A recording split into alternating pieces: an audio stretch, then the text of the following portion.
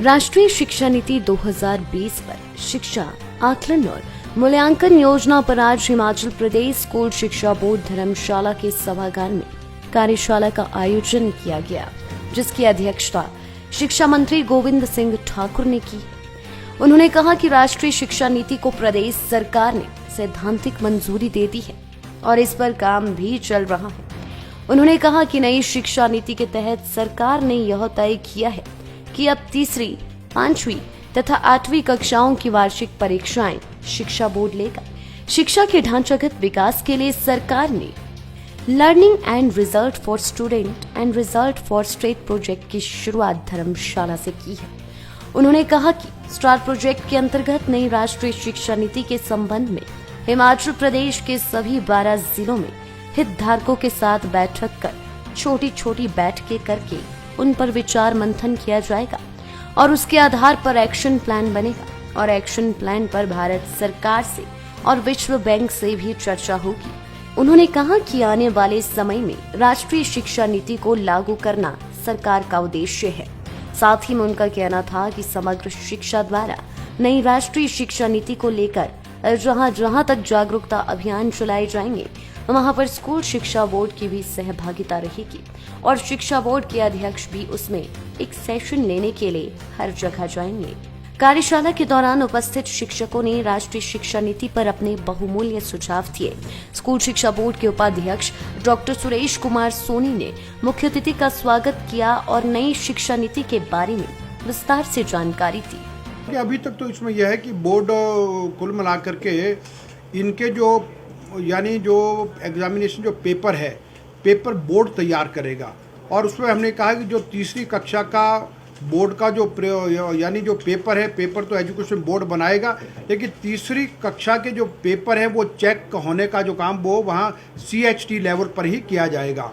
और जो 5वीं का है वो परीक्षा जो है बोर्ड करवाएगा और हमारा पेपर भी वही बनाएगा और उसको हम डिस्ट्रिक्ट लेवल तक उसको करेंगे और जो 8वीं क्लास का उसका पेपर भी और परीक्षा परिणाम निकालने का जिम्मा भी वो एजुकेशन बोर्ड पर रहेगा। तो इस प्रकार से उन्होंने तैयारी की है और साथ में उसने ये भी कहा है कि कई पैरामीटर तय किए हैं। अब केवल मात्र यही नहीं कि पढ़ाई के नंबर लगेगा, अब धीरे धीरे शिक्षा नीति के अंतर्गत जो रट्टा मारने वाली जो प्रवृत्ति थी उसको दूर करने की कोशिश की गई है और अब तो ये भी कहा गया कि पढ़ना नहीं, अब ज़्यादातर हम कहेंगे सीखना, लर्निंग की बात, कि ताकि जो रट्टा मारने वाली प्रवृत्ति वो समाप्त हो। और इसलिए उसमें जैसे अब ये भी किया गया है कि हर एक विद्यालय के लिए मैंडेटरी होगा कि योग और स्पोर्ट्स ये भी हमारे लिए यानी कि आवश्यक होगी और उसके अतिरिक्त जो एक्स्ट्रा जो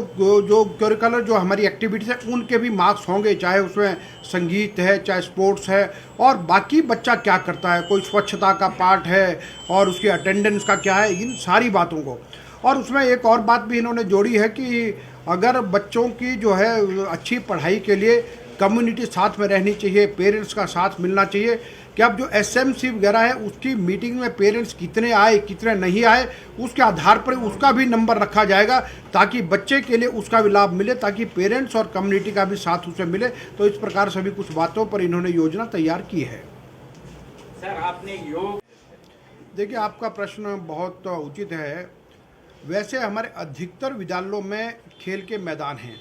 और बच्चे खेलते भी और हमारे अच्छे खिलाड़ी भी निकलते हैं,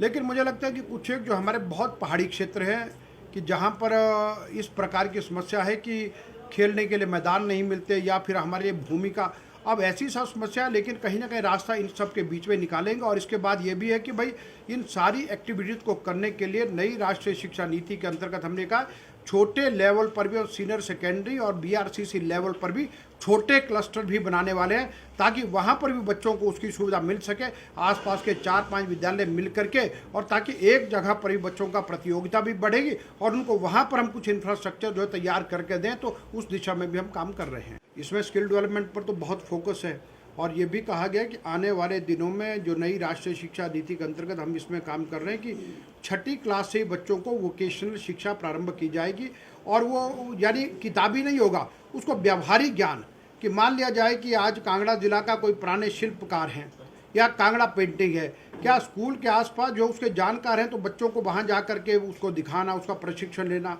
या कोई खेती बाड़ी कर सकता है तो वहाँ पर, या कोई आसपास में कोई उद्योग चलता है तो वहाँ पर, यानी व्यावहारिक चीज़ें क्या है। या पुराने समय में जो है गाँव के अंदर यानी कि किल्टे बनाने का काम चलता था, क्या उस कारीगरी को देख सकता, क्या मटके बनाने का काम, मिट्टी का बर्तन करने का काम, यानी व्यावहारिक तौर पर भी जो वोकेशनल है, बच्चों को छठी कक्षा से ही जो इस प्रकार का ज्ञान देना वो आवश्यक है। और उसमें सबसे पहले जो हमारा स्थानीय स्तर पर है,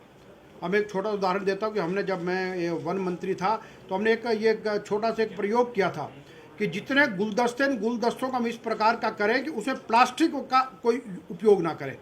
और अगर उसमें धागा लगाना है तो गांव में जो हमारी माताएं बहनें जो रुई से जो धागा बनाती हैं उस धागे को खरीद के उसको बना लें, ताकि ना तो प्लास्टिक का उपयोग होगा और उससे वो यानी बिल्कुल शुद्ध और यानी पर्यावरण प्रेमी जो है इस प्रकार का जो चीज़, और उससे उनका आमदन भी खड़ी होती है। वो भी ऐसे प्रकार के जितने चीज़ें हैं तो उसमें इसको जो है स्किल पर तो बहुत ज़्यादा वो है कि ताकि हमारी शिक्षा ऐसी है कि जो रोज़गार